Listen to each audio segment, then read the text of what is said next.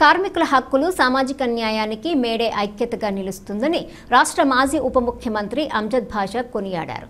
YCP కార్యాలయంలో May Day ఉత్సవాలు ఘనంగా జరిగాయి. తొలుత వైఎస్ఆర్ టీయూసీ జెండాను ఆవిష్కరించి ఆటో కార్మికుల చేత కేక్ కట్ చేయించి సంబరాలు జరుపుకున్నారు. ఈ సందర్భంగా మాజీ ఉప ముఖ్యమంత్రి అంజద్ భాషా, నగర మేయర్ కె సురేష్ బాబు మాట్లాడుతూ 19వ శతాబ్దంలో రోజుకు 14 గంటలు కూడా కార్మికులు పనిచేసి శ్రమ దోపిడీకి గురయ్యేవారన్నారు.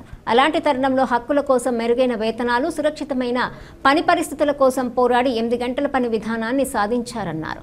ప్రస్తుతం కూటమి ప్రభుత్వంలో కార్మికుల హక్కులు కాలరాయబడుతున్నాయన్నారు. పండుగ వాతావరణం చేసుకుంటున్నారంటే గత కార్మికులు మన సంఘాలు కొన్ని పోరాటాలు చేసినాయి.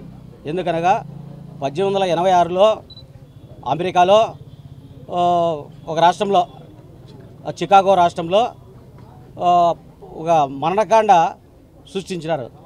కార్మికులు 18 గంటలు ఎట్టి చాకరీ చేస్తున్నారు. ఈ సంఘాలన్నీ వ్యతిరేకించి మా కార్మిక శ్రమను దోచేస్తున్నారు అని చెప్పేసి పోరాటం చేసినందుకు కాల్చి నిర్దాక్షంగా చంపినారు. అప్పటి నుంచి మన కార్మిక సంఘాలు ఏకమై ప్రపంచ దేశాలలో ఒక ఉద్యమాన్ని తీసుకొచ్చినాయి. ఆ ఉద్యమాన్ని తీసుకొచ్చి మన పని దినాలు 8 గంటలు మాత్రమే రోజుకు చేయాలని చెప్పేసి ఒక ప్రపంచ దేశాల్లో ఒక నిర్ణయం తీసుకున్నాయి. ఈ దినాన్ని మనం కార్మిక మేడేగా జరుపుకుంటున్నాం.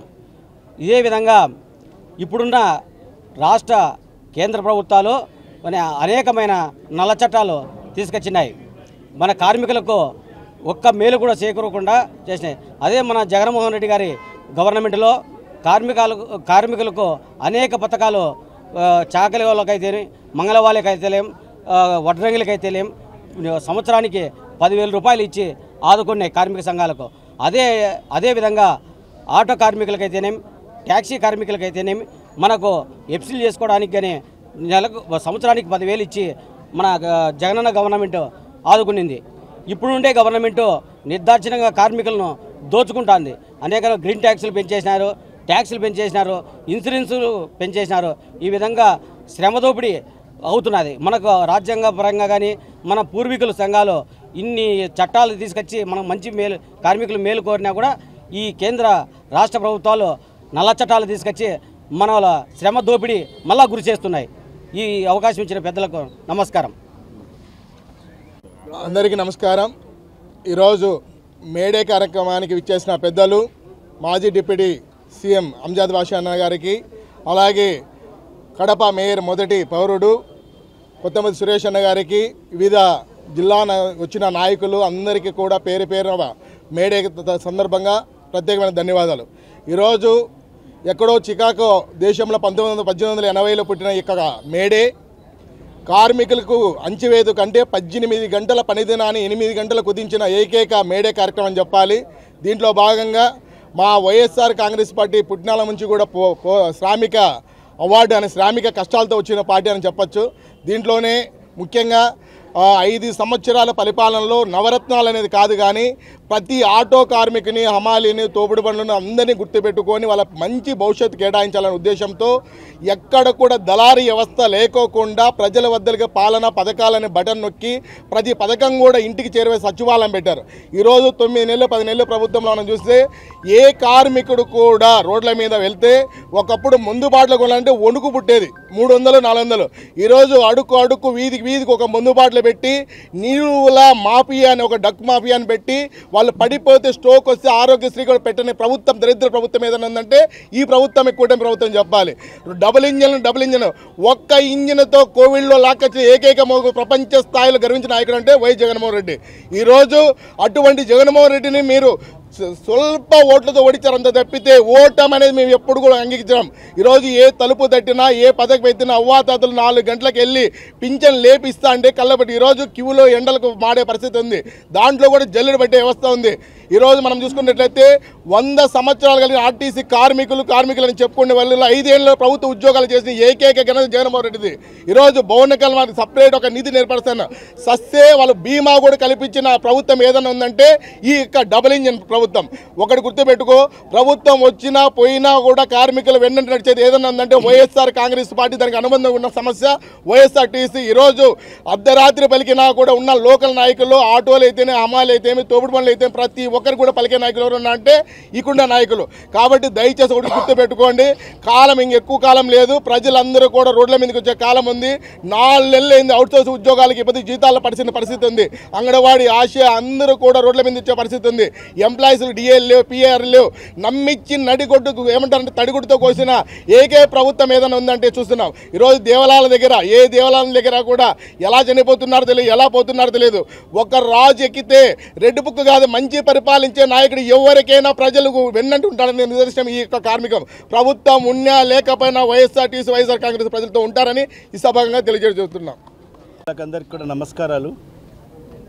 ముందుగా ఇవాళ కార్మిక కర్షక సోదరులకు అందరికీ కూడా మేడే శుభాకాంక్షలు తెలియజేసుకుంటున్నా. మరి ఇప్పుడే మా వైఎస్ఆర్టీసీ జిల్లా అధ్యక్షుడు మరియు నగర అధ్యక్షుడు చెప్పినటువంటి విధంగా ఎక్కడో చికాగోలో కార్మిక ఉద్యమం పుట్టి గతంలో కార్మికుల శ్రమను దోచుకుంటున్న పెద్దల నుంచి అనేక కార్మిక ఉద్యమ నాయకులు పోరాటం చేసి మరి సాధించుకున్న విజయమే. ఆ విజయాన్ని ఒక పండగ వాతావరణం వల్లే మరి కేవలం మన భారతదేశంలోనే కాకుండా ప్రపంచ దేశాల్లో అన్ని చోట్ల కూడా కార్మిక సోదరులు, కర్షక సోదరులు, శ్రామిక సోదరులు అందరూ కూడా ఒక పండుగ వాతావరణంలో చేసుకునే పండగ మేడే. మరి అలాంటిది మరి ఈరోజు చూస్తుంటే ఇప్పుడుండే ఈ భారతదేశంలో ఉన్న కేంద్ర ప్రభుత్వాలు కానీ మరి మన రాష్ట్రంలో ఉండే రాష్ట్ర ప్రభుత్వాలు మరి ఈరోజు కార్మిక కర్షకులకు మరి పూర్తి స్థాయిలో అన్యాయం చేస్తున్న పరిస్థితి మనకు స్పష్టంగా కనిపిస్తుంది. కార్మికుల పక్షపాతి గతంలో ఆ మహానేత దివంగత ముఖ్యమంత్రి డాక్టర్ వైఎస్ రాజశేఖర రెడ్డి గారు. మరి ఆయన అనేక పథకాలు తీసుకొచ్చి కార్మికుల పక్షపాతిగా మరి ఆయన ఒక మంచి పరిపాలన అందించడం జరిగింది రాష్ట్రానికి.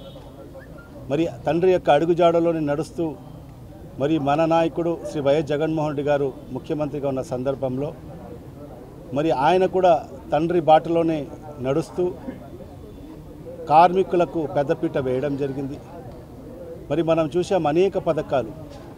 ఈరోజు ఆటో కార్మికులకు నిజంగా వాళ్ళ ఎంత దయనీయమైన పరిస్థితులు ఉంటారంటే ఆటో కార్మికులు మరి ప్రతి ఏటా వాళ్ళు ఎఫ్సీ చేసుకోవాలన్నా, ఇన్సూరెన్స్ చేసుకోవాలన్నా మరి చేసుకునే పరిస్థితి ఉండదు. ఎందుకంటే వాళ్ళందరూ కూడా ఏదైతే బ్యాంకు రుణాలో లేకుంటే ఏదో ఇతర ఫైనాన్స్ ద్వారా ఆ ఆటోలు కొనుగోలు చేసి ప్రతి నెల వాళ్ళు ఈఎంఐస్ కట్టుకుండే పరిస్థితి ఉంటుంది. వాళ్ళ కుటుంబాన్ని పోషించుకోవాలి. మరి అదే తరహాలో ప్రతి నెల 1వ తారీఖునే మరి ఆ బండికి సంబంధించిన ఈఎంఐ కట్టుకోవాల్సిన పరిస్థితి. ఇది కట్టుకునేదానికే వాళ్లకు చాలా ఇబ్బందికరమైన పరిస్థితి ఎదుర్కొంటున్నారు. ఇవన్నీ కూడా గమనించిన తర్వాత మరి ఆనాడు జగన్మోహన్ రెడ్డి గారు పాదయాత్ర చేసినప్పుడు ఆటో కార్మికులకు అందరూ కూడా వాళ్ళు కలిసి వాళ్ళ సమస్యలు తెలియజేసుకోవడం జరిగింది. మరి ఆనాడు కూడా జగన్మోహన్ రెడ్డి గారు వాళ్ళకు హామీ ఇవ్వడం జరిగింది, ఖచ్చితంగా మా ప్రభుత్వం అధికారంలోకి వస్తే మీకు పూర్తి స్థాయిలో న్యాయం చేస్తానని చెప్పి. మరి ప్రభుత్వం వచ్చిన తర్వాత ఆయన ముఖ్యమంత్రి అయిన తర్వాత మరి ఆటో కార్మికుల కోసం ఒక ప్రత్యేకమైన పథకాన్ని తీసుకొచ్చి ప్రతి సంవత్సరానికి 10,000 రూపాయలు చొప్పున ప్రతి ఆటో కార్మికుని వాడి అకౌంట్లో జమ చేసిన పరిస్థితి. మరి అదే కాకుండా అనేక కుల వృత్తులు చేసుకున్న వాళ్ళకందరికీ కూడా మరి ప్రతి ఏటా 10,000 రూపాయలు మరి వాళ్ళ అకౌంట్ జమ చేసిన పరిస్థితి. మరి ఆ విధంగా అన్ని వర్గాల ప్రజలకు అందరికీ కార్మికులకు అందరికీ కూడా మరి అదేవిధంగా ఏదైతే భవన నిర్మాణ కార్మికులకు కూడా మరి ప్రత్యేక నిధి పెట్టి మరి వాళ్ళు ఎక్కడైనా ఆపద వస్తే మరి ఎక్కడైనా వాళ్ళు చనిపోతే మరణిస్తే మరి వాళ్లకు ఆ ప్రత్యేక నిధి నుంచి మరి ఆనాడు వాళ్లకు ఎక్స్గ్రేషియా ఇచ్చిన పరిస్థితి మనం గతంలో చూసాం. కానీ ఇవాళ ఈ ప్రభుత్వంలో మరి ఏదైతే గత ప్రభుత్వంలో ఉన్న ఏ పథకం కూడా మరి ఈరోజు కార్మికులకు అందని పరిస్థితి ఉంది. మరి అనేక హామీలు ఇచ్చి మరి ప్రతి ఒక్కరికి, ప్రతి కులానికి, ప్రతి వర్గానికి మరి చంద్రబాబు నాయుడు గారు ఎన్నికల ముందు హామీ ఇచ్చి ఈరోజు అధికారంలోకి వచ్చి సుమారుగా ఒక సంవత్సరం కాలం పూర్తి కావస్తుంది. మరి ఈ సంవత్సరం కాలంలో ఏ ఒక్కరికి కూడా న్యాయం జరగని పరిస్థితి మనం గమనిస్తున్నాం రాష్ట్ర వ్యాప్తంగా. ఒక రైతు బాగలేడు, రైతు సంతోషంగా లేడు, మహిళలు సంతోషంగా లేడు, వ్యాపారస్తులు సంతోషంగా లేడు, కార్మికుడు సంతోషం లేడు. మరి ఈ రకంగా అన్ని వర్గాలను అనగదొక్కి ఈరోజు ఈ ప్రభుత్వం కేవలం ఒక రెడ్ బుక్ పరిపాలన ఈరోజు ఈ రాష్ట్రంలో కొనసాగుతుంది. కేవలం వాళ్ళ టార్గెట్ ప్రజా సమస్యలు కాదు, ప్రజలకు మేలు చేయాలని ఏ క్వశ్చన్ ఆలోచన లేదు. కేవలం వాళ్ళ టార్గెట్ ఏంటంటే వైఎస్ఆర్ కాంగ్రెస్ పార్టీ జెండా ఎత్తేవాడు కూడా ఉండకోకూడదు.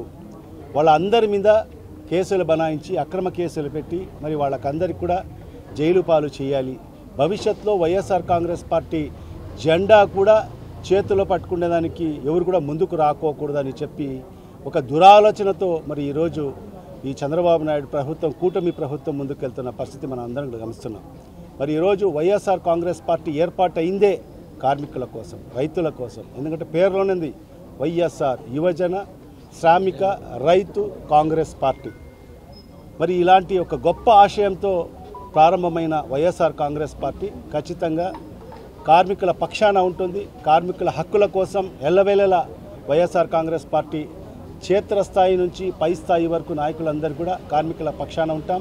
ఖచ్చితంగా ఏ కార్మికుడికి కూడా ఎక్కడ ఆపద వచ్చినా వైఎస్ఆర్ కాంగ్రెస్ పార్టీ ముందుంటుంది. ఖచ్చితంగా మా నాయకుడు శ్రీ వైఎస్ జగన్మోహన్ రెడ్డి గారి సారథ్యంలో రాబో రోజుల్లో ఒకటే చెప్తున్నాము, కార్మికులకందరికీ కూడా, కర్షకులకందరికీ, మరి శ్రామికులకందరికీ కూడా ఖచ్చితంగా మీకు అండదండగా వైఎస్ఆర్ కాంగ్రెస్ పార్టీ ఉంటుంది. మీకు ఏ సమస్య వచ్చినా మా దృష్టికి తీసుకురండి. ఖచ్చితంగా అది పరిష్కరించే వరకు మరి అధికారులతో కానీ ప్రభుత్వంతో కానీ ఎలాంటి పోరాటానికైనా మేము సిద్ధంగా ఉన్నామని చెప్పి కూడా తెలియజేసుకుంటూ మరొక్కసారి మరి కార్మిక సోదర సోదరులకు అందరికీ కూడా మరి కార్మిక దినోత్సవ శుభాకాంక్షలు, మేడే శుభాకాంక్షలు తెలియజేసుకుంటున్నాను. నమస్కారం. మన రాష్ట్ర ముఖ్యమంత్రి వర్యులు మీరు ఎక్కడికి రావద్దండి, మీరు ఎక్కడైతే అమరావతిలో ఉండాలనుకున్నారో అక్కడనే ఉంటే మంచిది. మీరు రావాలని ఎక్కడికైనా అనుకుంటే అక్కడ చనిపోవడం ఎక్కువైపోయింది. ఈరోజు నెల్లూరు జిల్లాకి రావాలని చెప్పి నువ్వు అనుకున్నావు, అక్కడ నిన్న యాక్సిడెంట్ జరిగి మెడికల్ చనిపోవడం జరిగింది. కాబట్టి మీరు రాకుండా ఉంటే ప్రజలు బతుకుతారు. మీరు రావద్దండి దయవుంచి. మీ ఎక్కడైతే మీకు ఇచ్చినారో మీరు అక్కడే ఉంటే, మీ బంగ్లాలోనే ఉంటే ప్రజలు సురక్షితంగా ఉంటారు. మీరు బయట కాలు పెడితే వాళ్ళు చనిపోవడం జరుగుతుంది. కాబట్టి ప్రజలను కాపాడేందుకు మీరు రావద్దండి దయవుంచి. మీరు మీ బంగ్లాలోనే ఉండండి.